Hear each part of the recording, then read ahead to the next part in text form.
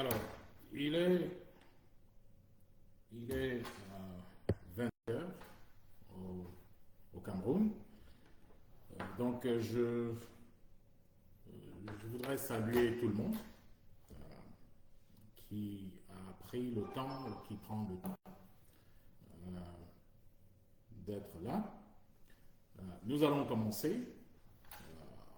Les autres pourront suivre en playback puisque la vidéo est en ligne. Aujourd'hui, nous allons parler de comment pratiquement le peuple camerounais peut faire partir, doit faire partir M. Biya du pouvoir. Parce qu'il ne faut pas se le cacher, c'est de cela qu'il s'agit. Il n'y a pas un autre but, il n'y a pas un autre objectif. L'objectif est simple, c'est qu'il faut qu'au soir du 12 octobre 2025, le Cameroun ait un président autre que M. Paul Biya. Et cet objectif, j'en suis convaincu, sera atteint, même si tout est fait pour que ce soit le contraire. Donc nous allons discuter de manière concrète tout à l'heure les étapes, les choses spécifiques qui peuvent être faites pour aider le peuple camerounais à arriver à cette conclusion. Donc, pour y arriver, nous allons discuter un certain nombre de choses. Je vais parler des décideurs, parce que vous ne luttez pas, vous ne faites pas une bataille sans comprendre les forces en présence. Vous luttez contre qui? Donc il faut comprendre qui sont les décideurs, les facteurs qui décident ce combat. Il faut comprendre quel est le problème auquel nous faisons face. Et une fois qu'on connaît quel est le problème, comment on va résoudre ce problème.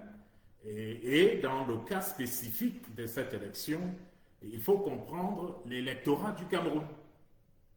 Parce que tout le monde dit, on va gagner l'élection, on va gagner cette élection, c'est vrai qu'on va la gagner, mais il faut déjà comprendre dans les détails cet électorat.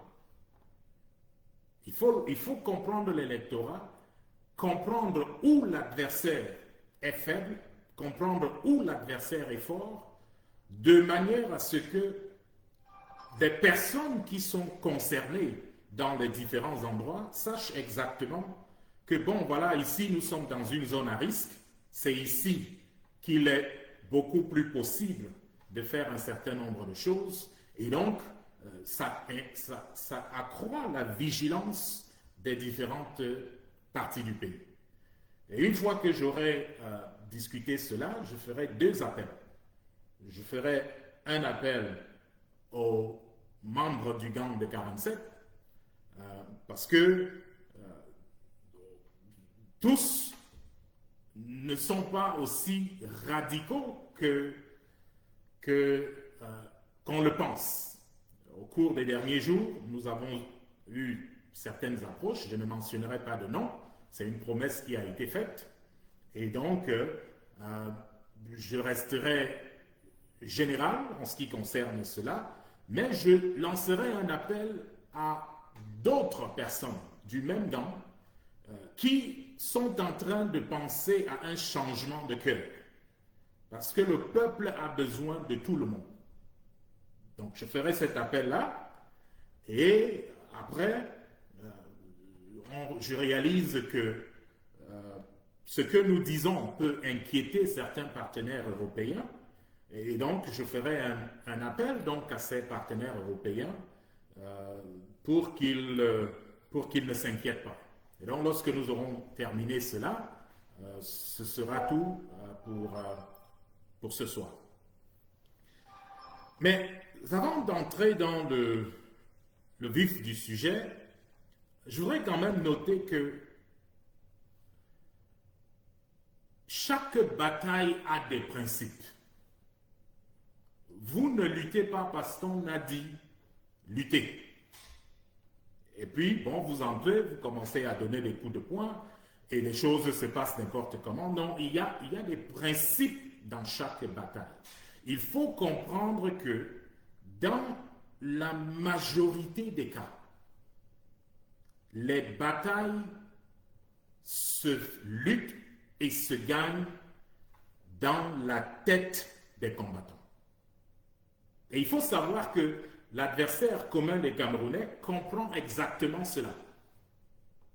J'aime faire référence à la Bible parce que moi je suis chrétien et dans la Bible, il nous est enseigné que lorsque Dieu voulait donner le peuple, voulait donner la terre à Abraham, il dit à Abraham, Abraham, lève les yeux et regarde au nord, regarde au sud, regarde à l'est et regarde à l'ouest. Tout ce que tu verras, tout ce que tu vois, je te le donnerai. Ça, c'est une conversation entre Dieu et Abraham, dans laquelle Dieu dit à quelqu'un qu'il veut bénir que tout ce que tu vois, moi Dieu, je vais te le donner. Et cela est à la base d'un principe majeur. Tu ne peux pas avoir ce que tu ne vois pas. Tout ce que tu vois, je te le donnerai. Ce que ça veut dire, c'est que même dans nos vies personnelles, même dans des choses qui ne concernent pas la bataille nationale à laquelle nous faisons face, et je parle ici à l'échelle individuelle, dans la vie de tout un chacun, il y a des choses que vous ne pouvez jamais avoir si vous ne l'avez pas vu dans votre esprit. Vous ne pouvez pas atteindre certains objectifs si dans votre esprit, vous n'avez pas déjà vu cet objectif-là. Ce que je veux dire en d'autres termes, c'est que si vous voyez comme quelqu'un qui est un soulard et qui finira sa vie comme un soulard, par exemple, il y a des chances énormes que au moment où vous atteindrez la fin de votre vie, vous serez ce que vous avez vu de vous. C'est pour ça qu'il est important, spécifiquement pour la jeunesse camerounaise, qu'elle fasse attention à ce qu'elle voit. C'est hyper important de voir quelque chose, d'imaginer votre vie avant que celle-ci ne se passe. Aux États-Unis, on parle d'un rêve américain. Un rêve américain. Parce que tout commence par le rêve. Et une fois qu'on a ce rêve, on travaille pour atteindre ce rêve. Voilà le processus. Voilà le processus de toute bataille. Ce que tu vois, Dieu dit, je te le donnerai. Alors, les Camerounais sont dans un système, le peuple camerounais est dans un système qui, depuis 43 ans, on ne voit qu'une seule personne président. C'est-à-dire que vous avez un Camerounais de 42 ans ou de 43 ans, il ne connaît qu'une seule réalité en ce qui concerne le président de la République. C'est-à-dire que, puisqu'il n'a connu personne d'autre, il connaît personne d'autre. Pour lui, Paul Biya devient comme quelque chose de naturel. Quand tu dis aux Camerounais lambda qu'il est possible qu'il y ait un jour dans ce pays où le président ne s'appelle pas Paul Biya, c'est difficile à un Camerounais lambda de comprendre cela parce que tout ce qu'il a vu jusqu'ici, tout ce à quoi il a fait face jusqu'ici, ne parle et n'oriente que vers Paul Biya. Ça, c'est le problème numéro un du peuple camerounais. C'est que le peuple camerounais, à l'échelle collective et à l'échelle individuelle, ne sait pas encore de manière confortable, installé dans l'idée que le jour vient. Il est là, il est proche, il est à la porte, où il y aura dans ce pays un président qui ne va pas s'appeler Paul Biya. Il faut que chacun d'entre nous se fasse à cette réalité. Que chacun du peuple camerounais se fasse cela à l'idée, commence à s'entretenir avec cette idée, soit confortable avec cette idée, parce que c'est là où commence la révolution. La révolution ne commence pas le jour du vote. La révolution commence dans vos cœurs, dans vos têtes, parce que les batailles se gagnent et se perdent dans la tête du combattant. Dans la tête du combattant. Tout le monde se souvient de cette fameuse bataille épique entre les Lions indomptables du Cameroun et le pays champion du monde à l'époque qu'on appelait l'Argentine. Peut-être les plus jeunes n'ont entendu que des histoires de cela. C'était un match où tout le monde donnait le Cameroun perdant. Jusqu'à ce que les joueurs du Cameroun, les Lions indomptables du Cameroun, décident qu'ils n'allaient pas perdre ce match. J'ai parlé avec quelques-uns, un d'eux me disait qu'ils ont gagné ce match avant l'échauffement. Ils ont commencé à chanter des cris de guerre et il y a un d'entre eux qui leur a dit « Ce match, nous ne le perdons pas ». Et quand les joueurs ont commencé à crier, les Argentins sont partis de leur vestiaire. Ils sont arrivés pour regarder, mais qu'est-ce qui se passait? Et ce lion indomptable me dit que à ce moment-là, il a su, et tous ont su, qu'il battrait l'Argentine. Pourquoi? Parce que les batailles se gagnent et se perdent dans la tête du combattant. Si vous allez à une bataille défait, vous serez défait. Parce que ce qui est physique va s'harmoniser avec ce qui est dans votre tête. Mais si vous commencez quelque chose en sachant que ça, nous ne perdons pas ça, quel que soit l'anda, nous ne perdons pas ça, chacun à son niveau. Vous verrez que le 12 octobre, Paul Biya sera chassé du pouvoir. Les batailles se gagnent et se perdent dans la tête du combattant. Et c'est parce que M. Biya et son gang de 47 savent ça, ils comprennent cet état de choses. C'est pour cela qu'ils font tout pour jouer avec la tête des Camerounais. Il y a quelques jours, ils ont organisé une sorte de mise en scène. Une mise en scène dans laquelle on a vu M. Biya recevoir l'ambassadeur de la France au Cameroun. Et juste après que ce soit la réception de l'ambassadeur soit terminée, on a entendu que des gens se félicitaient au niveau de la présidence de la République du Cameroun. d'avoir damé le pion, c'est le mot, au peuple camerounais. Parce que maintenant, les gens penseraient que, bon, voilà, Paul Biya est dans une forme olympique.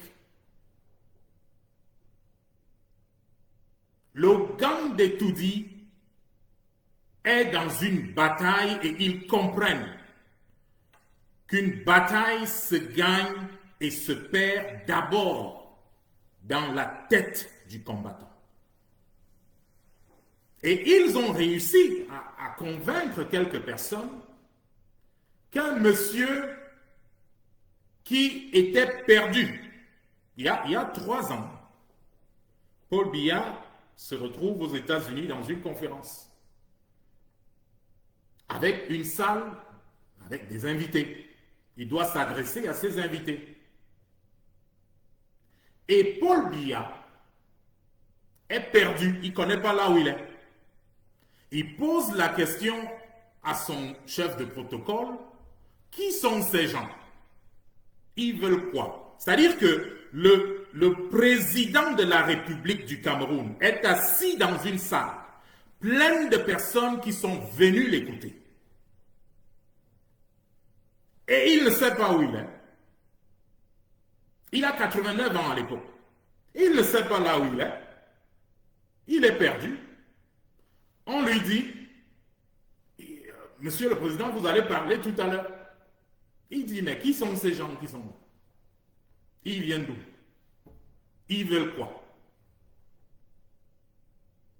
Donc, la présidence de la République du Cameroun, le gang de 47, conduit par Mme Biya, M. Mbongo, M. Baboké, veut nous faire croire que quelqu'un qui était perdu à 89 ans, subitement, se retrouve avec une mémoire olympique à 92 ans. Et la preuve que M. Biya est parti en termes de mémoire, ce que nous disons, c'est que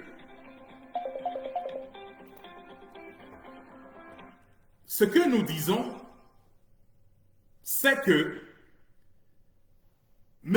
Biya est vivant. Nous disons que M. Biya est conscient. Bon, ne prenez pas nos mots pour ça. C'est la seule chose qu'a retenue l'ambassadeur de la France à la réunion avec le président. Il est donc conscient. Mais on peut être conscient et malade, on peut être conscient et incapable. Et ce que nous disons, c'est que le président de la République du Cameroun est incapable d'assumer les fonctions de président de la République du Cameroun. C'était vrai avant la réception de l'ambassadeur Marchand. C'est vrai, c'était vrai pendant la réception de l'ambassadeur Marchand et ça reste vrai après la réception de l'ambassadeur Marchand. Voici la preuve. Pendant que M. Biya est en train de remettre le cadeau à l'ambassadeur Marchand, ceux qui ont vu les images, il y a une sculpture que le président doit remettre à M. l'ambassadeur. Alors la sculpture représente un agriculteur en train d'abattre un régime de plantains. Monsieur Paul Biya, président du Cameroun, 43 ans, ministre 13 ans, premier ministre 7 ans, ça fait 63 ans en tout. Donc, il a eu à faire ça des milliers et des milliers de fois. Souvenez-vous, il est l'une des personnes les mieux expérimentées, les plus expérimentées de la planète. Il y a donc des choses qui couleraient chez lui. Ce n'est pas présenter une sculpture qui serait un problème pour ce monsieur aussi expérimenté. Mais un fait anodin se passe. C'est que M. Biya prend donc la sculpture et la présente à l'ambassadeur. Son but est de dire, monsieur l'ambassadeur, acceptez ce cadeau qui représente un agriculteur en train d'abattre un régime de plantains. Un Biya en forme, vous le réveillez à minuit, il vous le dit. Je vous ai dit tout à l'heure qu'il l'a fait des milliers et des milliers de fois. Mais il se trouve que, au moment de dire ces mots, une phrase, au moment de dire cette phrase à l'ambassadeur Marchand, il y a quelqu'un qui se tient en face de M. Biya avec une sorte de tableau où cette phrase-là est écrite. Il faut que le président du Cameroun lise une phrase qu'il a dû prononcer des milliers de fois.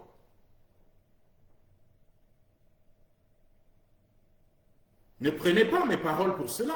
Regardez la vidéo. Et la vidéo dit très clairement, montre très clairement M. Biya en train de lire cette phrase-là. Donc, lorsque nous disons que M. Biya est incapable de gouverner, c'est parce que nous avons des témoignages clairs où M. Biya se lève, il voit l'un de ses collaborateurs à 8h ou 9h. Bonjour, monsieur tel, comment vous allez, comment vous avez dormi? La personne va lui dire qu'il ou elle a bien dormi. 1 heure plus tard, M. Biya rencontre le même collaborateur et il repose la même question à ce collaborateur. Monsieur, bonjour, comment vous allez, comment vous avez dormi?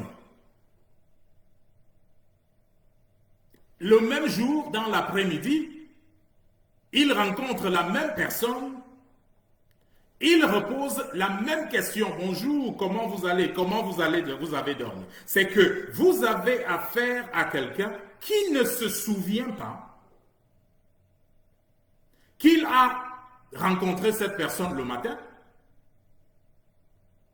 et qu'il a posé à cette personne les mêmes questions.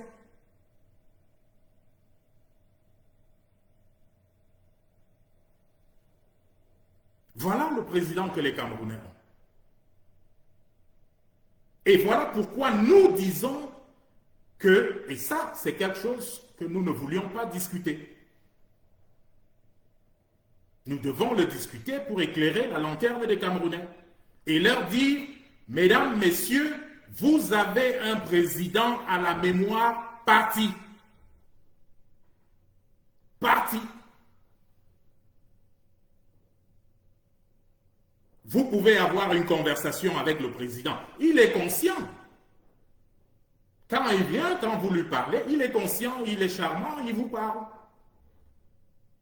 Demandez-lui 5 minutes plus tard, qu'est-ce qu'il vous a dit ou qu'est-ce que vous lui avez dit? Il n'en sait plus rien. Il recommencera une nouvelle conversation avec vous. Normalement, on ne discute pas ce type de choses et nous n'avons pas voulu discuter ce type de choses.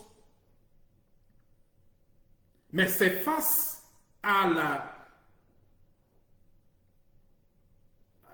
la manière de faire du palais de Toudi que nous sommes dans l'obligation de lever un simple pan d'information.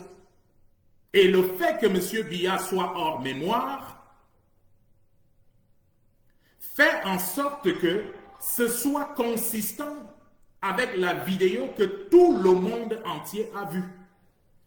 Cette vidéo où il ne savait pas où il était. Il demande à son collaborateur, monsieur, bon, on est où là? Je suis où? Ils veulent quoi ces gens-là? Ils veulent quoi? Un chef d'État, vous vous levez, vous demandez, bon, ils veulent quoi?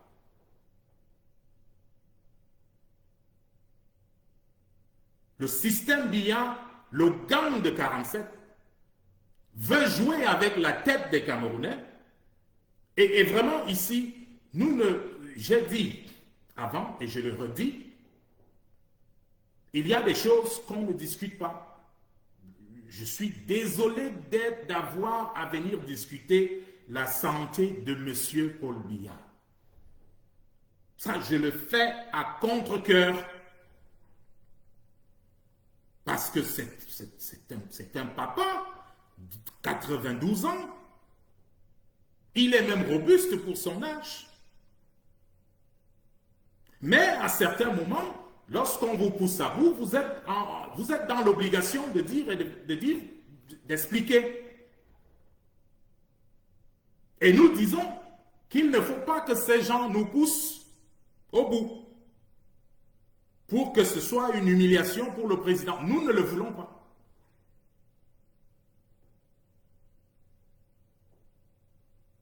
Le président du Cameroun, le Cameroun est dirigé par un président sans mémoire.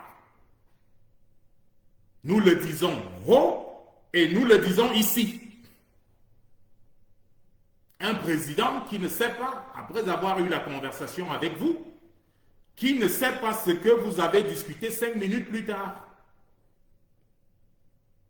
C'est donc un président à qui on peut faire tout. Que les Camerounais ne se trompent pas. Qu'ils ne regardent pas le cinéma qui est en train d'être fait avec Toudi et qu'ils se disent, bon voilà, il y a quelque chose là, il n'y a rien. Les tenants du pouvoir au Cameroun à l'heure actuelle sont Madame Biya, Monsieur Ngongo, Monsieur Baboke, dans une moindre mesure, Monsieur Mvondo Ayolo. Et je dis dans une moindre mesure parce que lui, c'est une future victime. Parce que dès que l'objectif commun est atteint, lui, il est le premier à partir. Et il va partir. En tout cas, les gens vont prendre soin de lui. Donc, il ne faut pas que les Camerounais se trompent, qu'ils n'achètent pas ce cinéma que Yaoundé ou l'étudiant est en train de mettre en scène pour dire, bon voilà, il faut ceci. Vous avez déjà vu où le président d'une république, il va au défilé, non? Pourquoi il n'y a pas de vidéo? Pourquoi il n'y a pas de caméra, de téléphone permis pour que le peuple camerounais puisse regarder son président? Paul Biya peut se mettre devant vous, écrire « Je suis en forme, je suis en pleine forme ». Il peut se mettre devant vous et lire ce qu'on va lui dire. Parce qu'il est conscient. Il va lire « Je suis en pleine forme ». Et vous allez lui demander, 30 minutes plus tard, qu'est-ce que vous avez dit? Qu'est-ce que c'était? Il est perdu. Ça veut donc dire que c'est un chef d'État qui ne peut plus, dans les faits, diriger le Cameroun. Parce que ceux qui sont en réalité les présidents du Cameroun, c'est Madame Biya, Monsieur Ngongo, Monsieur Baboke. C'est pour ça que vous pouvez voir un certain désordre se passer. Où le ministre d'État, secrétaire général, peut donner des instructions sur le football camerounais et que quelqu'un qui connaît la réalité de la chose peut passer par derrière, obtenir des informations contraires aux informations initiales qui ont été données. C'est-à-dire qu'un même président, quand A vient lui dire, bon voilà, il faut faire ça, il dit fait, on fait comme ça.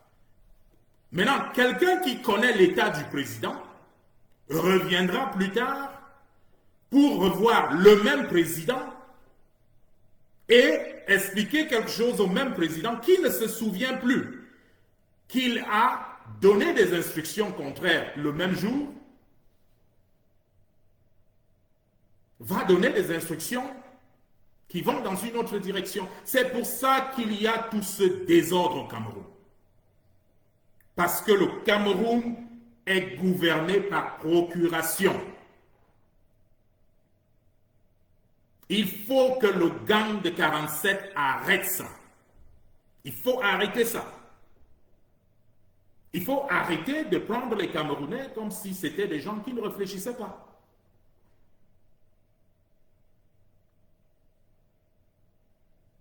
Vous êtes dans un pays où vous pouvez obtenir une instruction du président à midi disant A et à midi 5 obtenir une instruction contraire parce que peut-être c'est venu par un autre canal. Voilà le problème du Cameroun. Donc lorsque nous disons que M. Biya n'est plus en mesure de diriger le Cameroun, c'est de ça que nous parlons, c'est de ça. Voilà pourquoi il y a problème et désordre au Cameroun. Il est dépassé par les événements. Il devient donc une marionnette entre la main de Mme Biya, celle de M. Ngongo, celle de M. Baboké et celle de M. Vondoayolo. Ça veut dire que si vous avez un réseau qui passe par le ministre secrétaire général, M. Ngongo, vous allez obtenir une instruction. Et si vous avez un réseau qui passe par M. Baboké, vous allez obtenir des instructions contraires parce qu'il n'y a pas un chef d'État qui dirige son pays. Tous savent que M. Biya a perdu la mémoire.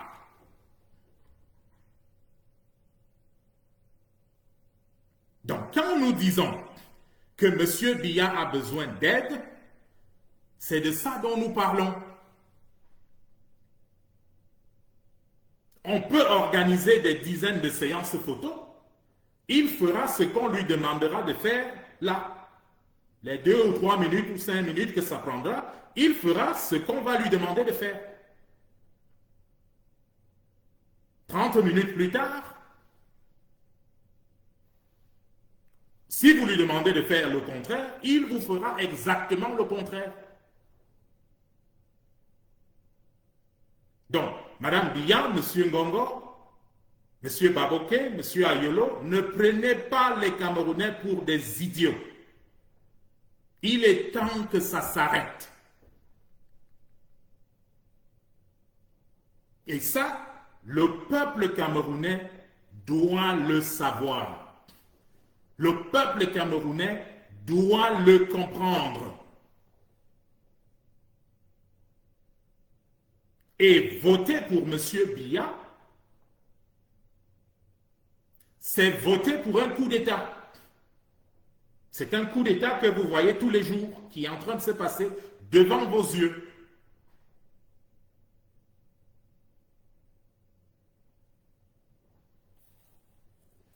Il ne faut pas se retrouver piégé. Donc c'est important de comprendre ces forces en présence. C'est important de les comprendre. Parce que si vous comprenez la situation telle qu'elle est, vous comprendrez en réalité ce qu'il en est. Donc une vidéo de 2 secondes ou 1 ou 2 minutes ne vienne pas vous mettre dans un état où vous vous posez des questions. Je dis, il y a des évidences publiques. 2001, il y a 3 ans, 4 ans, M. Biya était déjà perdu. Et ça, si il n'y avait pas eu ce micro qui a laissé fuiter la conversation, parce que ni M. Biya, ni son chef de protocole ne savaient qu'il y avait un hot mic. Donc, s'il n'y avait pas eu cette fuite, ceux qui regardaient à la télévision allaient se dire, bon, voilà, il est en train de donner les instructions à tel. Pourtant, c'est à lui qu'on donne les instructions.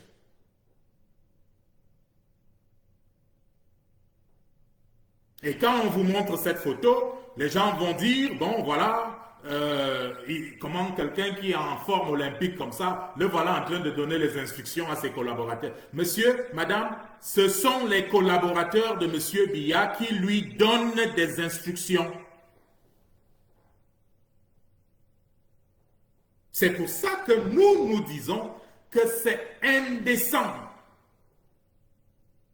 qu'un groupuscule aille aux élections au nom d'un tel président. Et la chose embêtante, c'est qu'il y a des membres de famille qui savent cela et qui font rien. Qui laissent qu'on humilie leur père, qu'on donne à leur père un bilan qui n'est pas le sien.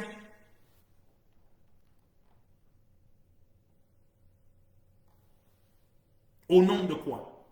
C'est toujours au nom du pouvoir.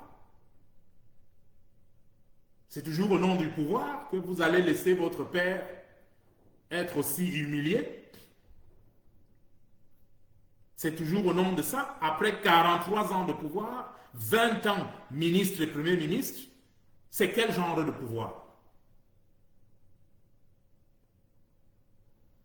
À certains moments, je dis, il faut être raisonnable.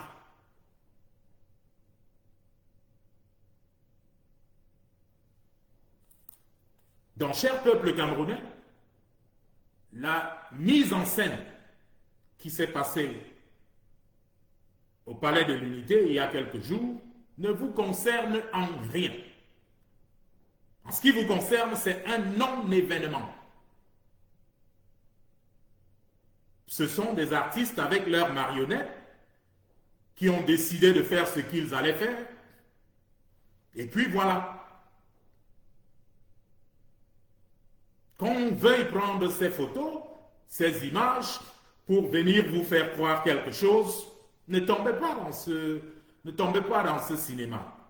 Ils veulent jouer avec vos têtes. Parce qu'ils savent que les batailles se gagnent et se perdent dans la tête du combattant. Vous protégez vos têtes. Et habituez-vous au fait que le prochain président du Cameroun ne va pas s'appeler Paul Biya. Habituez-vous à ça. Dites-vous ça. Vivez en sachant cela. Vaquez à vos occupations en le sachant. Méditez ça dans vos cœurs. Parce que le jour de libération est arrivé. Ce jour où il y a un président autre que Paul Biya est arrivé. C'est vrai que ce jour est rendu plus difficile par une opposition. Moi, je vais dire que cette opposition est moribonde. Parce qu'on ne comprend pas. On ne comprend pas une opposition qui dit qu'elle veut gagner des élections, qui se retrouve dans une situation unique, mais qui fait tout pour perdre cette élection. Tout. Et je vous dis tout. Je peux pas. Il y a des choses ici que je ne peux même pas vous dire. Parce que si je vous dis ça, il y en a qui rentreront chez eux et ils ne voudront même pas voter.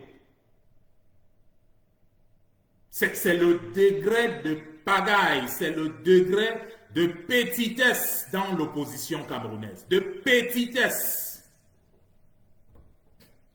On parle de sauver un pays. Des gens ont des visées pour leur ventre, pour leur carrière, pour ceci. Et Paul Biya qui comprend ça. Et quand je dis Paul Biya ici, c'est le représentant du système qui porte son nom. Donc quand vous m'entendez dire Paul Biya, en réalité, je veux dire Madame Biya, Monsieur Ngongo, Monsieur Baboke, Monsieur Ayolo. Parce que ce sont les 4 têtes du gang de la République. C'est eux qui font faire à Paul Biya tout ce qu'ils veulent. Mais comme on ne peut pas à chaque fois les appeler entièrement, alors on va simplement prendre le diminutif Paul Biya.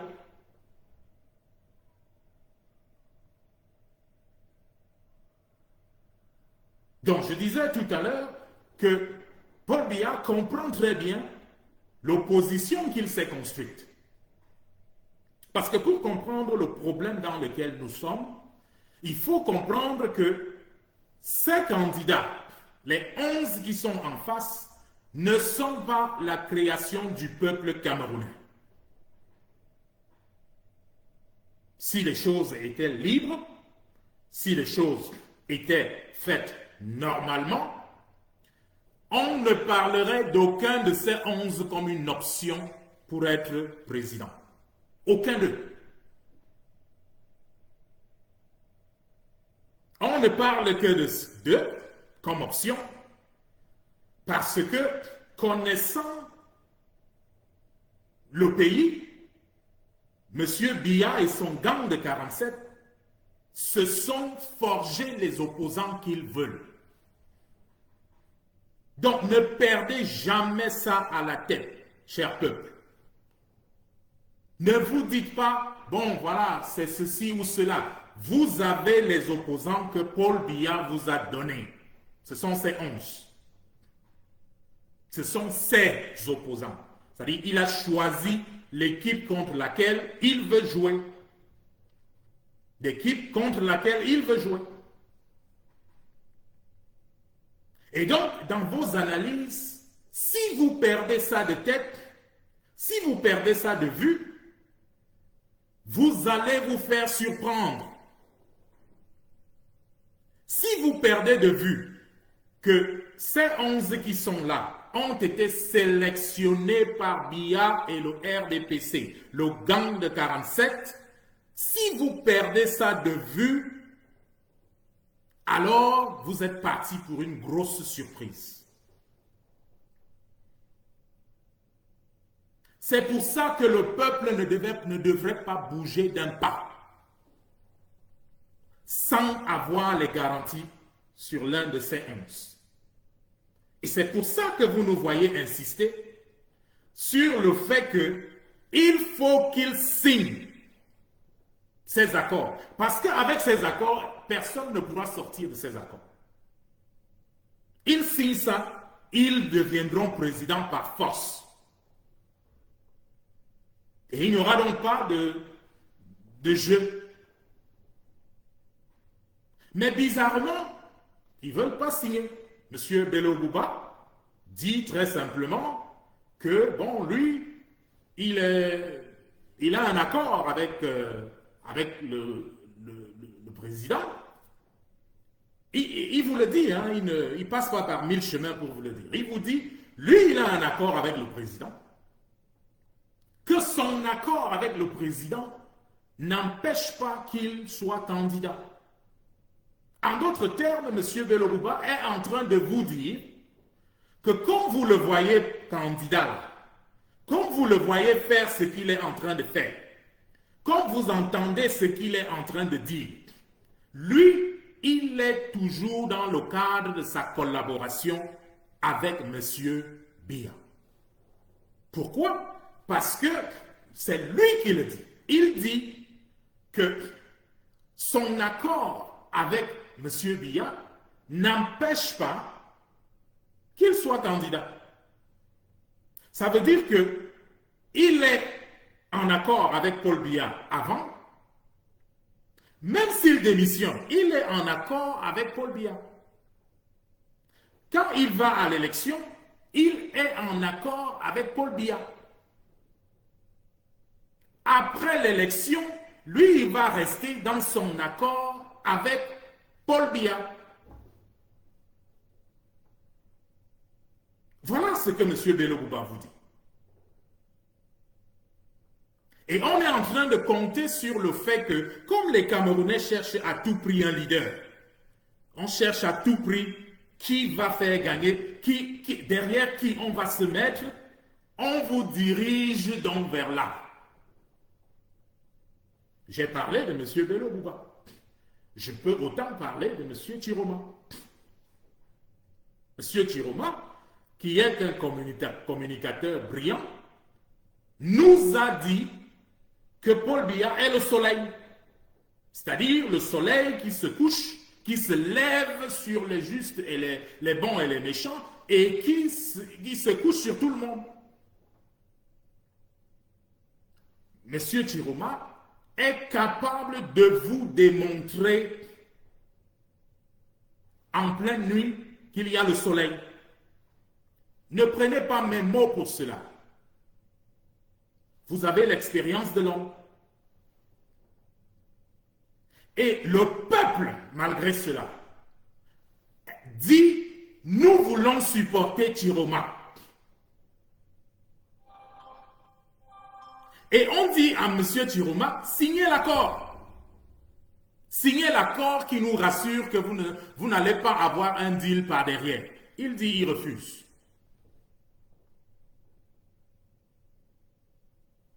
Donc, la question que le peuple doit se poser, c'est 1. Vous dites que vous n'aimez pas tellement le président. Vraiment, tout le monde voit comment vous parlez mal du président, comment vous êtes décidé, vous dites que vous allez tout faire pour gagner cette victoire.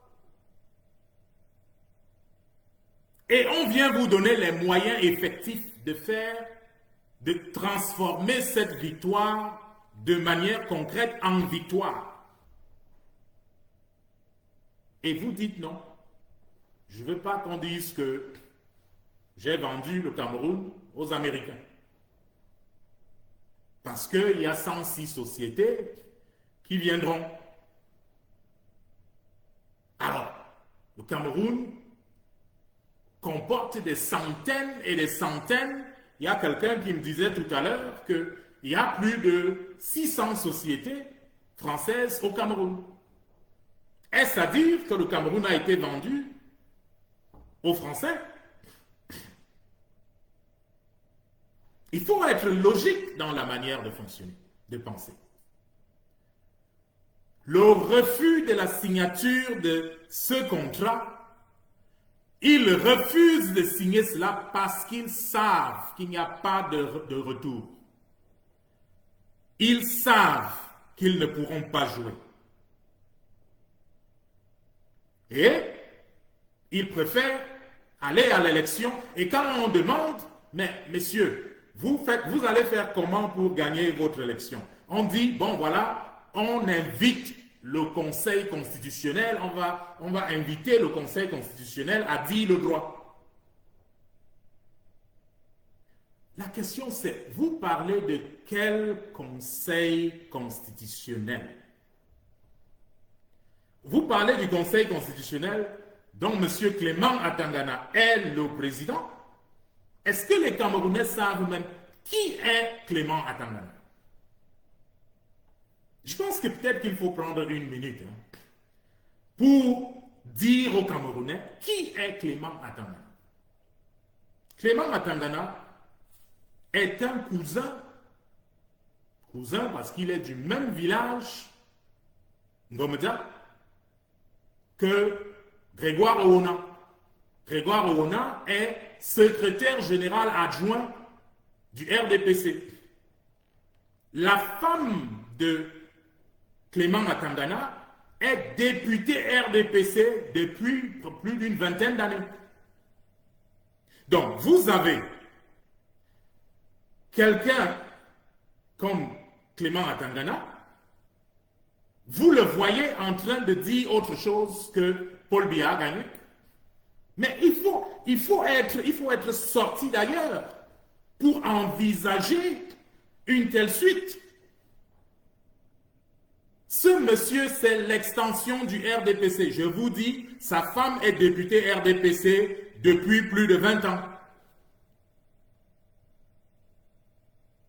Lui-même, son frère et ami, frère, je dis même village, il sort de Ngomeda. Ngomeda, c'est une petite bourgade, une petite ville.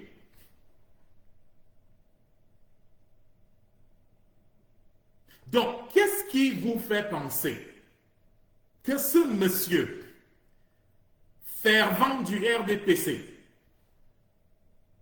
ami et frère du secrétaire général adjoint du RDPC, mari d'une femme plus de 20 ans député du RDPC. Qu'est-ce qui vous fait penser que Clément Atanganavali Issa Chiroma, vainqueur de l'élection présidentielle, mais ça veut dire qu'il y a quelque chose que les gens boivent pour mettre ça dans leur tête. Et c'est pour ça que moi, si quelqu'un me dit qu'il fait confiance au Conseil constitutionnel, la personne perd sa crédibilité. Parce que ça veut dire que cette personne ne connaît pas qui est le Conseil constitutionnel. Et donc, quand la stratégie d'un politicien, derrière lequel le peuple est en train de vouloir aller, sa stratégie c'est, on va parler au Conseil constitutionnel pour que le Conseil constitutionnel dise, et la question c'est, si le Conseil constitutionnel ne dit pas le droit, vous faites quoi? Après tout, le Conseil constitutionnel n'a pas dit le droit dans le cas de Kamto. Qu'est-ce qui a été fait? Et le Conseil constitutionnel ne dira pas le droit dans le cas de cette élection. La réponse c'est, on va demander au peuple, le peuple va descendre dans la rue. Alors, si votre premier réflexe, c'est qu'il faut que le peuple descende dans la rue pour défendre quelque chose que vous êtes incapable de défendre, c'est-à-dire vous avez entre vos mains l'option de signer un accord qui vous installe président. Si vous refusez de le faire, vous pensez que c'est le peuple, donc vous envoyez le peuple aller faire ce que vous avez refusé de faire. C'est pas sérieux. C'est pas sérieux. Dans toute stratégie, il faut toujours choisir la ligne qui réduit le nombre de morts. Et la ligne qui réduit le nombre de morts, l'option qui réduit le nombre de morts, c'est l'option qui vous est présentée. Au lieu d'être prompt à dire le peuple va descendre, le peuple, nous on dit, si le peuple doit descendre, il va descendre. Mais nous disons qu'il y a des voies qui n'ont pas besoin que le peuple descende. Parce que même si c'est une vie, cette vie mérite d'être sauvée. C'est entre vos mains. Défendez la victoire du peuple camerounais en père de famille responsable. C'est un peu comme si on vous dit, vous voulez mettre un système de sécurité chez vous, vous avez les moyens de mettre ce système de sécurité, vous refusez de mettre ce système de sécurité, et puis vous dites, si le bandit vient, vos enfants vont aller bagarrer avec les bandits. C'est stupide la manière de penser. Qu'est-ce qui est plus facile et qui peut préserver des vies? N'est-ce pas que si vous avez les moyens d'avoir votre système de sécurité, mettez ce système de sécurité en place. Au lieu d'envoyer vos enfants au choc pour qu'ils aillent lutter avec des bandits. Vos enfants lutteront avec les bandits si votre système de sécurité échoue. Là, on n'aura plus d'option. Mais vous mettez, en bon père de famille, vous mettez d'abord un système de sécurité en place qui protège des vies. C'est ce que nous disons. Parce que nous ne pouvons pas de bonne foi recommander que des personnes qui ont l'histoire de ceux qui sont leaders de l'opposition aujourd'hui, des personnes qui ont trahi le peuple camerounais par le passé, et quand nous le disons, nous ne créons rien, nous n'inventons rien. En 1992, si ceux qui disent aujourd'hui qu'ils veulent défendre le peuple, ils veulent sauver le peuple, ils avaient l'opportunité de le faire en 92. La même année 2 fois. Ils ont réussi à foirer cette histoire en 92 à cause de quelques positions ministérielles. Qu'est-ce qu'il nous dit aujourd'hui? Que si le peuple ne prend pas de garanties, on ne se retrouvera pas dans la même situation comme en 92. Qu'est-ce qu'il dit ça? Mais on dit, quand on dit ça aux gens, les gens disent, bon voilà, ce n'est que Bello et Chiroma qui ont une chance de le faire. Mais vous pensez que Paul Biya était bête quand il vous envoyait chez Bello et Chiroma? Il y avait d'autres candidats du Grand Nord. Abdourahmane était candidat. Pourquoi Abdourahmane n'est pas dans la liste? Parce que le pouvoir de Yaoundé savait que toute autre personnalité que ces deux personnalités, toute autre, aurait fait l'affaire des Camerounais. Monsieur Biya le savait. Son système le savait.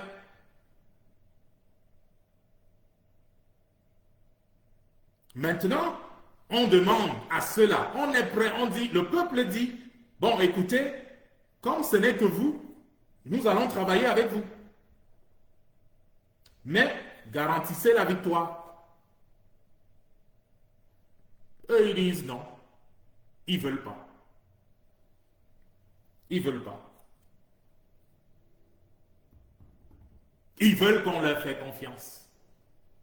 On m'a dit, il faut un gentleman agreement. Donc on se salue et puis on dit, bon, on va faire ça, on va faire ça. Gentleman agreement.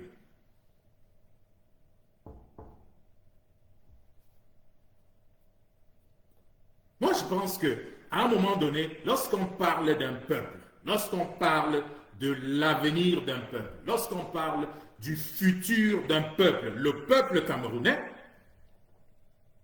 les gens doivent apprendre à être sérieux. Qu'est-ce qui dépasse à l'heure où nous sommes? Qu'est-ce qui est plus important qu'enlever Paul Biya au Cameroun? Qu'est-ce qui est plus important? Est-ce qu'un candidat normal, normalement constitué, réfléchirait deux fois?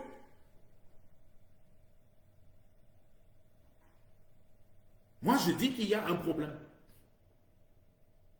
Soit des gens ont fait des accords qu'ils sont en train de respecter.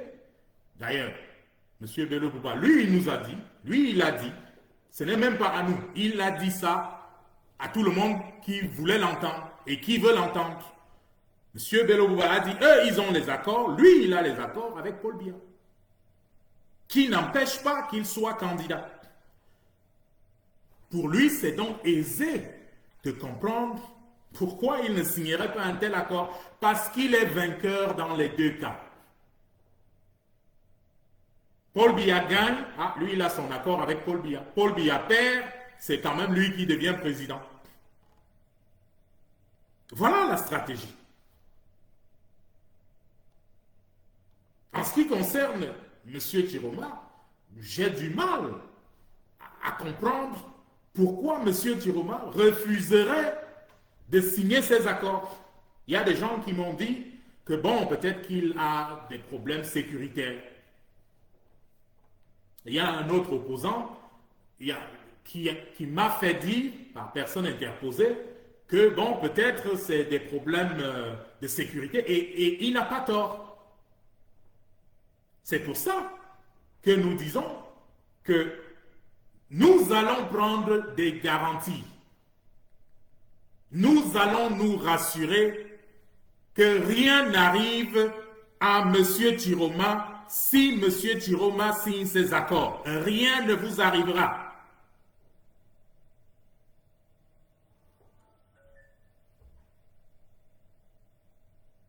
Donc, signez ces accords. Permettez au peuple camerounais de connaître président Chiroma le 12 octobre. On est pratiquement en train de vous supplier d'être président. j'ai jamais vu ce type de choses.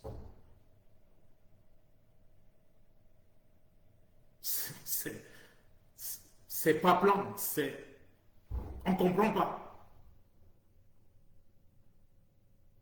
On comprend pas.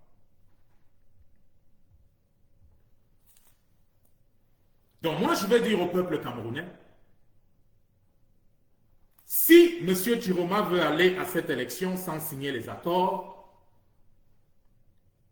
sachant que le Conseil constitutionnel ne peut pas dire un nom autre que celui de Paul Biya, il faut penser à une autre option. Et vous voyez, je le dis même étant fatigué, parce que quand on dit il faut penser à une autre option, la question c'est quelle est l'autre option? Et on regarde dans un champ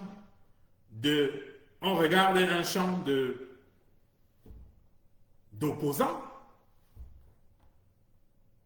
où chacun a une affaire quelque part par derrière avec Biya. Et quand je dis chacun, bon, je ne veux pas dire tout le monde, parce que nous n'avons pas la preuve pour tout le monde, donc nous ne pouvons pas affirmer que c'est tout le monde. Mais nous disons que, vous savez, l'analyse d'une situation peut vous amener à certaines conclusions. Parce que si vous dites que vous voulez changer Paul Biya, si vous êtes conscient que le peuple camerounais a un problème, et ce problème est Paul Biya et son gang de 47. Si vous en êtes tellement convaincu, si vous êtes convaincu que Clément Atangana ne dira pas un autre nom, je vous ai démontré tout à l'heure que M. Atangana, pour lui, c'est même une histoire familiale. Son frère, Grégoire Oona, est secrétaire général adjoint du RDPC. Sa femme est députée RDPC depuis plus de 20 ans. Voilà la personne que vous vous attendez à ce qu'elle dise le nom d'un autre candidat. Ça ne se peut pas. La seule manière où M. Atangana va dire le nom de quelqu'un d'autre, c'est si le rapport de force a changé. C'est comme un enfant. Vous lui dites le feu là, ça va te faire mal. Mais quand il expérimente le feu, vous n'avez plus besoin de lui dire de ne pas passer à côté de ça. Nous disons, nous voulons avoir l'opportunité de faire en sorte que M. Atangana expérimente le feu. Je ne sais plus comment il faut qu'on vous dise ça. Je ne sais plus. Il faut que je parle ça comment? Il faut que je dise ça comment? Et nous savons que quand M. Atangana aura expérimenté le feu, lui, ses collègues et le gang de 47, il deviendra plus intelligent, comme un enfant devient intelligent quand le feu l'a brûlé. Il s'assagit et va donc bien regarder les chiffres qui sont là et il fait ce qui doit se faire. Mais si vous pensez, parce que vous allez parler français, M. Atangana va aller enlever le nom de Biya qui est déjà préparé pour lire le vôtre, mais vous sortez d'ailleurs.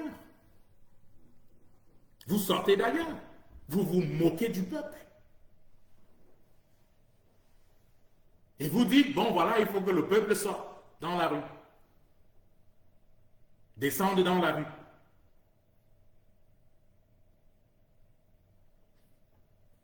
Si le peuple doit descendre, le peuple va descendre. Mais nous disons, on n'a pas achevé toutes les options. Il faut utiliser toutes les armes à la disposition du peuple avant d'arriver à cette option. Cette option, nous ne disons pas que ce n'est pas une option. Hein. Nous disons que c'est une option. Parce que quel que soit lambda, le prochain président du Cameroun ne sera pas Paul Biya. Quel que soit lambda. Mais il faut épuiser toutes les voies de recours. Il faut épuiser toutes les options pour que le monde voit bien que ces gens n'ont pas laissé une autre option. Et que quand on les prend et qu'on les envoie à la haie, que le monde sache que c'est pour cela, parce qu'ils n'ont pas donné une autre option.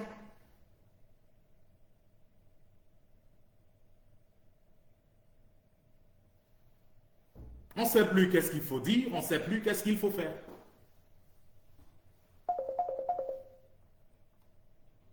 C'est gênant.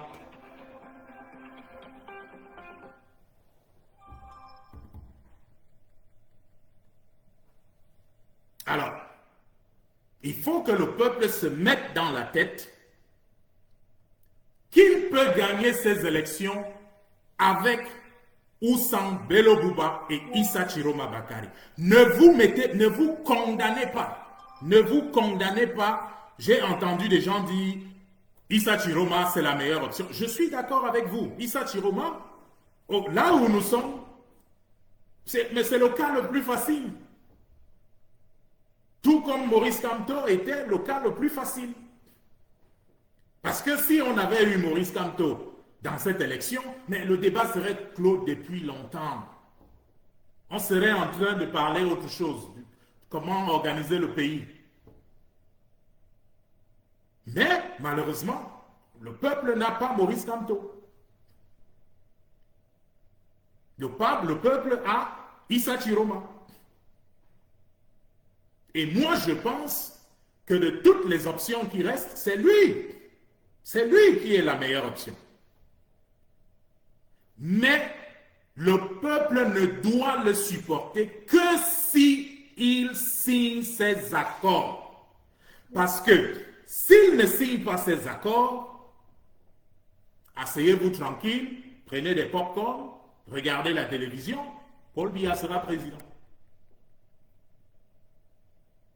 Parce que rien n'empêchera Clément Atangana de dire le nom de son ami. C'est de ça dont il est question. Donc quand nous tirons sur Issa Chiroma, c'est en réalité pour lui faire comprendre, à lui, à ses amis, si vous le connaissez, dites-lui qu'il signe cet accord. On ne peut pas aller à cette élection en balade. Ça ne peut pas être une balade. Ça ne peut pas être un essai. Où on se dit, bon, on va essayer. On n'essaye pas avec la vie des gens 43 ans. Le peuple du Cameroun a besoin de libération.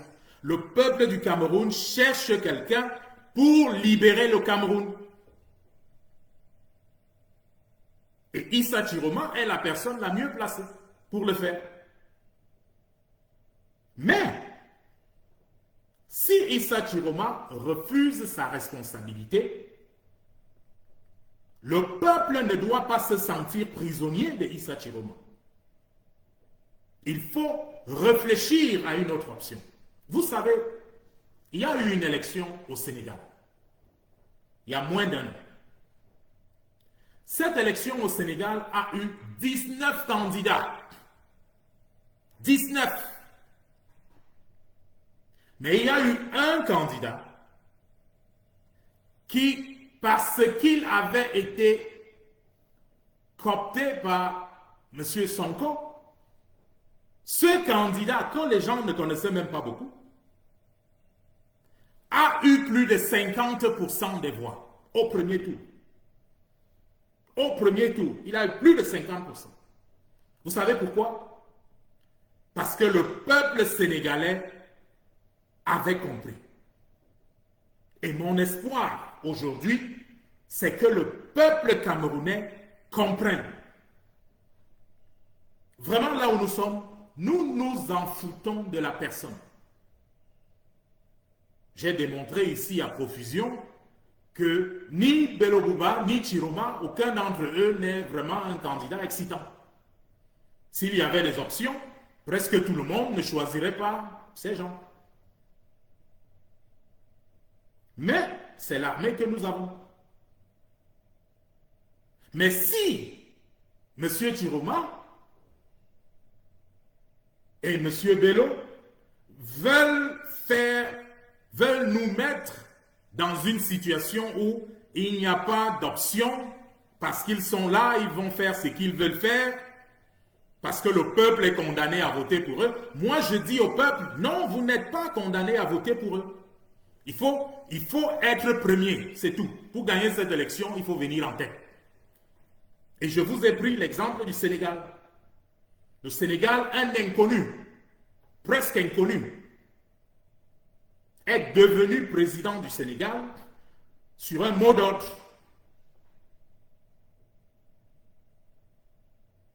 Et le pays, le Sénégal, a été libéré. Parce que les Sénégalais ont suivi un mot d'ordre.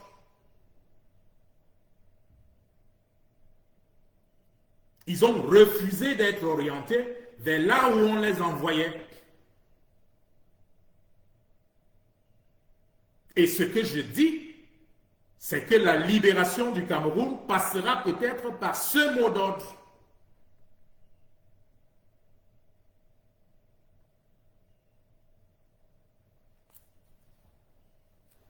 Et pour comprendre que c'est possible, il faut comprendre l'électorat. L'électorat camerounais, c'est un électorat qui a 6 grands blocs. Vous avez dans le Grand Nord, vous avez la population en tout cas pas la population, mais l'électorat, d'après les données distribuées par Eleka, 32,9% de l'électorat de ces élections présidentielles, d'après les données de l'ECAM, 32,9% sont dans le Grand Nord. 33,08% de l'électorat est dans le centre et le littoral. Ces deux régions, 33,08%. Le Nozo a 13,65%. L'Ouest a à elle seule 11,45%. Et puis après, il y a l'Est avec 4,84% et puis le Sud avec 4,008%. Voilà la constitution de l'électorat camerounais à cette élection. Donc tout n'est pas perdu. Si M. Chiroma, M. Bello veulent jouer avec le peuple camerounais parce qu'ils sont les meilleurs des 11 options, il faut bien convoquer le Sénégal, où il y avait 19 candidats, un candidat a eu plus de 54% des voix. L'électorat camerounais permet cela. Et pour cela, chacun devrait jouer son rôle là où il est. Ça veut dire qu'un candidat qui aurait, parce qu'il faut reconnaître que si un troisième candidat entre en jeu, s'il y a un mot d'ordre pour un candidat autre que Bello Bouba et Chiroma, cela ne va pas automatiquement enlever tous les supporters de Chiroma ou de Bello Bouba. Mais nous pensons qu'une grande partie de ces supporters de Chiroma et de Bello Bouba supportent Chiroma et Bello Bouba parce qu'ils pensent comme nous que, bon, au vu de tout ce qui se passe, au vu de là où on est, bon, peut-être qu'il faut aller avec eux. Mais s'il faut, pour le bien de la nation camerounaise, reporter ce vote sur quelqu'un d'autre, nous pensons qu'au moins 15 à 20% de ces supporters suivraient le mot d'ordre. Et c'est tout ce dont un tel candidat aurait besoin pour gagner l'élection au Cameroun. Parce que si un tel candidat vient avec 15 à 20% dans le Grand Nord, 40% dans le centre et le littoral, 50% au niveau de l'Ouest, et même si un tel candidat ne collecte que 30-35% au niveau du Nozo et de l'Est, et qu'il grappille même 10% dans le Sud, ce candidat serait président. Ce que ça veut dire, c'est que soudainement, où que vous soyez, votre voix devient importante. Votre voix devient importante. Ça veut dire que si vous êtes au sud du Cameroun, oui, c'est la région natale du président Biya. Oui, on le sait. On ne veut pas qu'il y ait 100 sur 100 pour gagner. Non. S'il y a 10% de la population du Sud qui dit trop c'est trop, ce pays mérite mieux, et que ce vote se déverse vers le candidat qui aura le mot d'ordre, l'objectif sera atteint dans le Sud. Ça veut dire que si vous êtes dans le centre, que vous soyez de la Léquier, d'une Bam, d'une Fundi, de la Haute-Sanaga, je ne sais pas d'où, vous pouvez vous dire, tout ce dont on a besoin dans le centre, c'est un objectif minimal de 40%. Ça veut dire que quand vous entendrez vos voisins peut-être dire qu'eux, ils vont supporter quelqu'un d'autre, ne soyez pas émus de cela. La stratégie, c'est 40% minimum. Donc, vous n'avez donc pas besoin de convertir tout le monde. Même situation dans le littoral. Ça veut également dire que pour qu'il y ait un président autre que Paul Biya, le 12 octobre, si le duo Chiroma et Bello continue de faire comme ils sont en train de vouloir faire, et qu'il y a un mot d'ordre, ce mot d'ordre, le candidat qui bénéficiera de ce mot d'ordre devra gagner environ 30 à 35% à l'Est. Ça veut donc dire, ne soyez pas émus. C'est un but qui est totalement réalisable. Dans le Nozo, les estimations montrent que si on a un candidat là-bas qui a dans les 35%, et ce serait même une impossibilité, parce que comment Biya ferait pour avoir 50% dans le Nozo? Bon, on sait qu'il va frauder. On va mettre sur pied un système qui réduit à son minimum la fraude. Et donc, nous savons en réalité que le Nozo va élire le candidat de l'opposition. Mais dans les estimations, si ce candidat n'a que 35 à 40%, il est président. À l'Ouest, il faut que le candidat de l'opposition ait au moins 50%. Et nous avons bon espoir qu'un tel candidat peut s'en sortir avec plus de 50% dans l'Ouest. Il faut comprendre cette map-là. Il faut comprendre d'où les voix peuvent venir. Et si vous êtes au nord, au sud, à l'est, à l'ouest, dans le Nozo, dans le centre, dans le littoral, vous savez quel est l'objectif pour vous. Vous vous donnez cet objectif et vous dites, Monsieur Biya ne sera pas président le 12 octobre.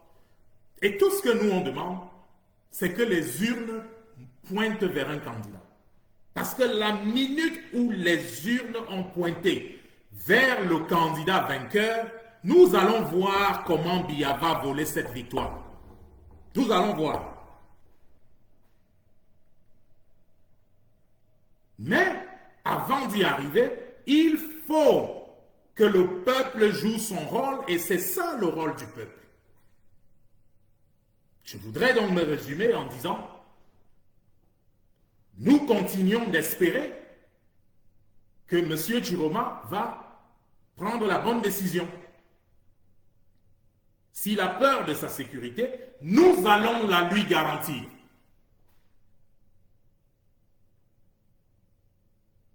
Nous allons la lui garantir. Et nous mettrons au grand jour partout là où il se trouve. S'il y a des mauvais esprits qui pensent que, bon voilà, si c'est M. Chiroma, alors ils vont faire ce qu'ils veulent faire pour essayer d'attenter à sa vie, ils se trompent. Parce qu'avant qu'ils ne l'aient fait, ils ne comprendront pas.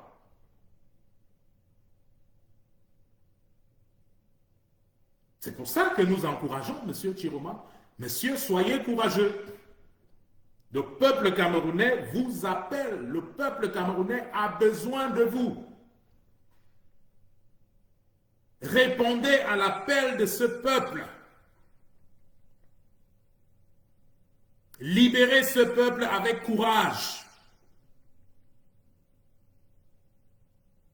Mais, dites-vous bien, que si vous décidez de ne pas répondre à cet appel, il y aura une autre option. Et vous aurez manqué à l'appel de l'histoire.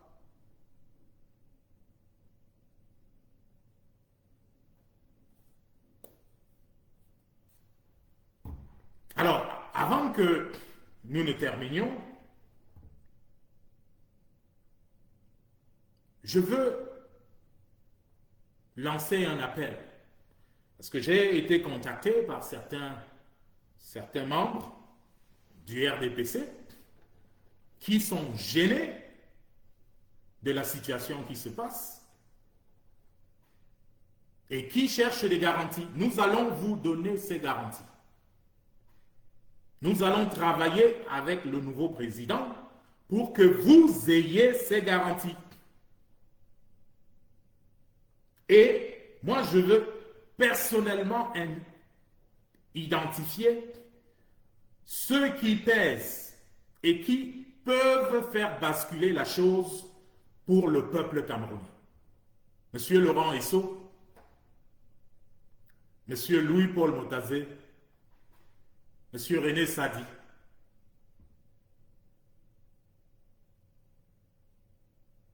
Vous avez un mot à dire dans ça. Vous savez que le président est en train de subir des choses. Vous le savez. Dans le cas de M. Motazé, c'est votre oncle. Dans le cas de M. Laurent Esso, de M. Sadi, c'est votre ami, c'est votre patron. Décidez d'appuyer le peuple camerounais aujourd'hui et permettre que M. Biya se mette de côté ne veut nullement dire que vous avez trahi M. Biya. Nullement. Vous savez que les autres instructions qui sortent de cette présidence de la République ne sont que des instructions de façade. Vous le savez. Je n'ai pas besoin de vous éduquer là-dessus. Vous le savez. Et vous savez que vous-même êtes à risque. Parce que certaines des personnes dont on s'occupera spécialement, c'est les trois dont je viens de parler. Votre sécurité se trouve du côté du peuple camerounais. Et je suis confiant que le peuple camerounais va vous remercier comme il le faut si vous choisissez dans ce moment historique de vous placer du côté du peuple camerounais. Je ne vous apprends rien si je vous dis, là où vous êtes sous surveillance. Je ne vous apprends rien. Je ne vous apprends rien si je vous dis que là où vous êtes sur écoute. Je ne vous apprends rien. Vous êtes des fonctionnaires de la République bien expérimentés et vous savez que vous n'avez pas la confiance de ceux qui tiennent le pouvoir au Cameroun aujourd'hui. Et vous savez au fond de vous que votre salut vient de l'opposition. Parce que si le scénario qui est en train de se faire réussit, vous êtes fini.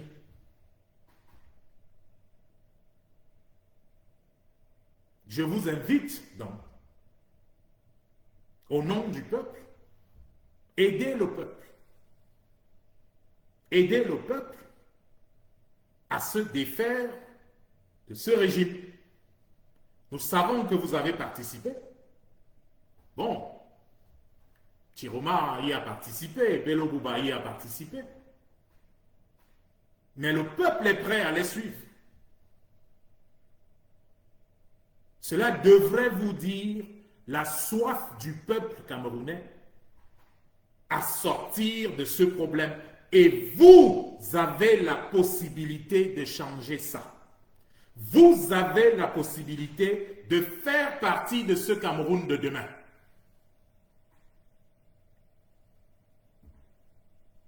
Je ne veux pas discuter des options, des autres options fâcheuses.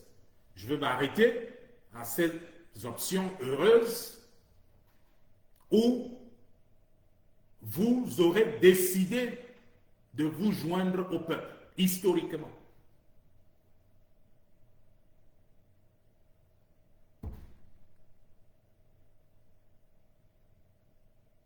Aidez le peuple camerounais.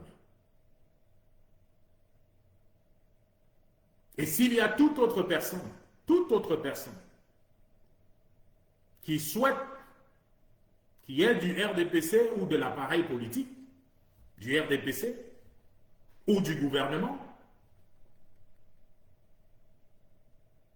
je ne vous apprends rien si je vous dis qu'il y aura, si tout se passe comme prévu, vous serez surpris. Vous serez surpris. S'il y a d'autres personnes qui veulent rejoindre la cause du peuple, sentez-vous libre. Je vous redonne mon numéro. Il est le 346, donc vous mettez +1, 346, 310, 9673. Donc 96.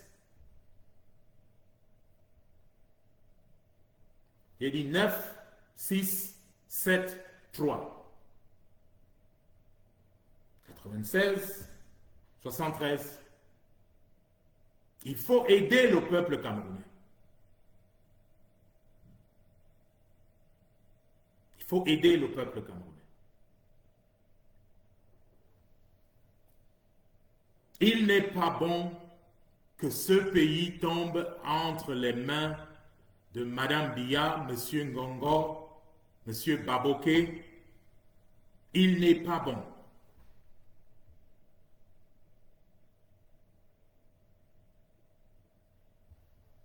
Quand on veut être président d'un pays, on va à une élection. On dit au peuple qu'est-ce qu'on veut faire et le peuple décide s'il va vous choisir ou pas. On ne trompe pas le peuple. Faire croire quelque chose pour arriver à quelque chose d'autre. À ceux des partenaires du Cameroun, les partenaires européens du Cameroun, qui se disent que si le peuple camerounais accepte une centaine d'entreprises américaines au Cameroun, que, bon, voilà, ils auront perdu le Cameroun, ou alors ils auront perdu leurs privilèges. Il y a de la place pour tout le monde. Nous pensons simplement que quand on vient dans un peuple, quand on collabore avec un peuple, on n'a pas besoin de tout prendre et que ce peuple n'a rien. Nous pensons qu'un développement partagé est possible entre l'Afrique en général, le Cameroun en particulier, et ses partenaires occidentaux. Nous demandons donc un peu plus de justice dans les différentes collaborations. Un peu plus de justice. Parce qu'il n'est pas possible qu'un pays aussi riche que le Cameroun, vous êtes à 100 km de Yaoundé, Bafia, et vous faites 3 ans sans lumière.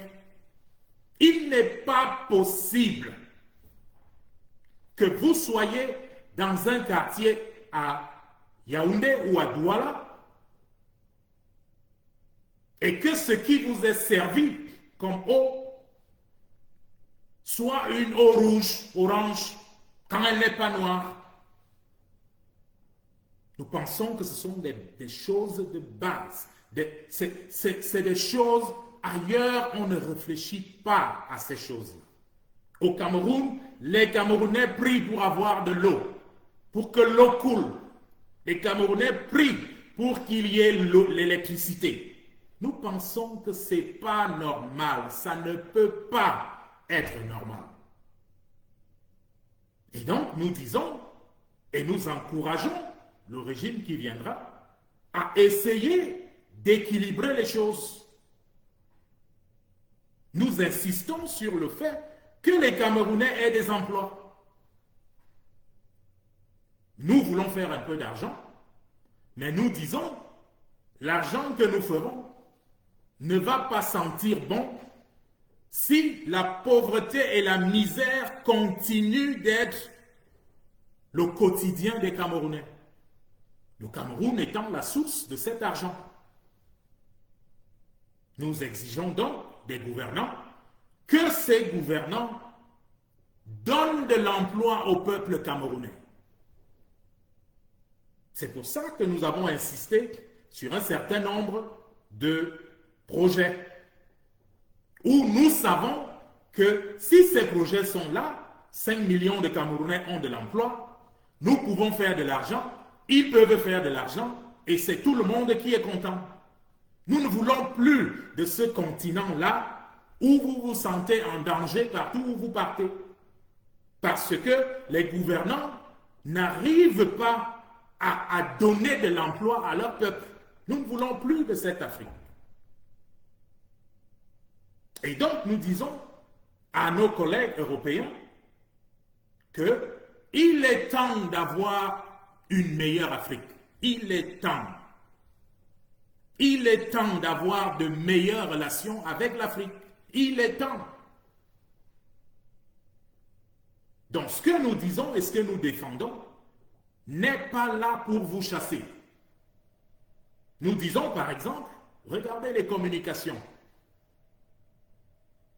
Moi j'ai une société qui a travaillé à l'est du Cameroun, dans une zone, la zone de Mindourou, en allant vers Lomé. Il n'est pas possible qu'une route qui reçoit et qui fait sortir des centaines de millions de ressources naturelles chaque jour, que cette route ne soit pas bitumée. Il n'est pas possible.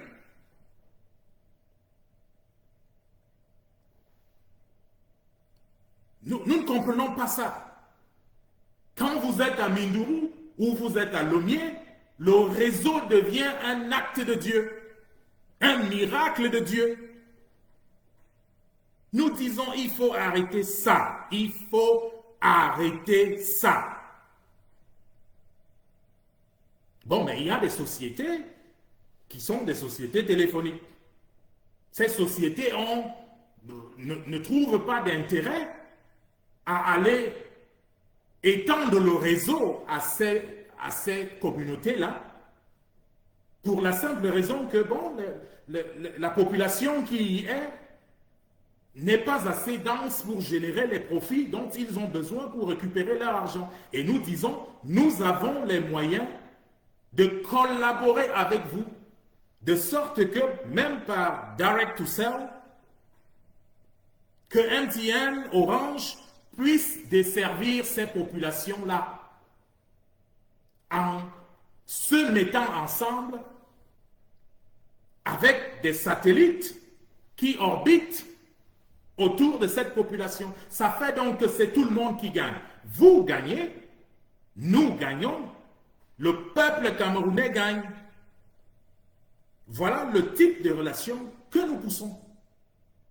Et nous disons, nous ne pouvons plus, en plein 21e siècle, continuer d'avoir un peuple qui est sauvagement dans la misère, alors que ce peuple crée des richesses immenses pour le reste du monde. Nous disons que cela ne se peut plus. Il faut arrêter ça. Donc, nous ne sommes pas là pour vous chasser. Vous êtes une entreprise française, vous êtes une entreprise européenne, nous ne sommes pas là pour vous chasser. Nous disons simplement, on veut un terrain plat pour tout le monde, où tout le monde a les mêmes chances. On veut un terrain plat où votre produit, pour qu'il réussisse, doit être meilleur que celui des autres.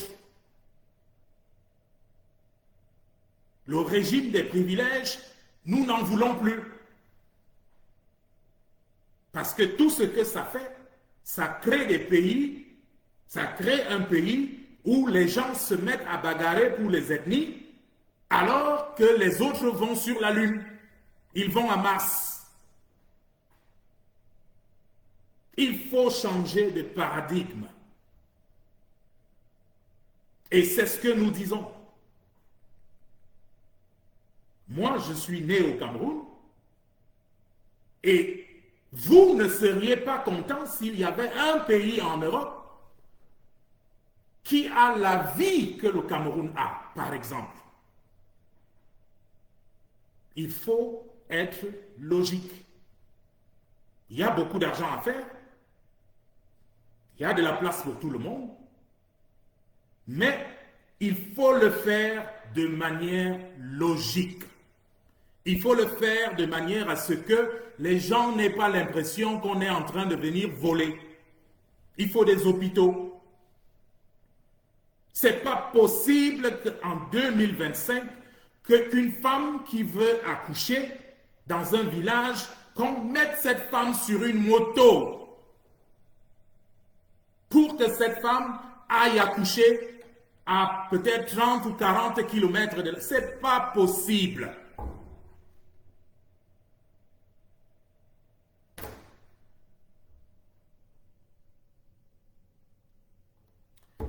Bon, c'est ce que j'avais à dire. Je vous remercie. Bonne soirée.